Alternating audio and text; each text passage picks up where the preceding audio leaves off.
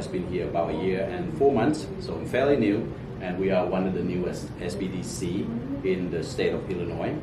And SBDC, what we do, we serve small businesses.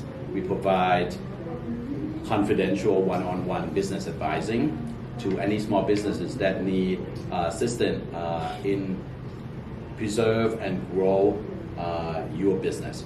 Could be access to capital, could be business plan, sales, marketing, anything that you may need to find a network of our resources. We are partially funded by SBA and DCEO, so we definitely here to help small businesses, and especially being in Uptown, Asian or Argyles, we serve a lot of immigrants and underserved communities.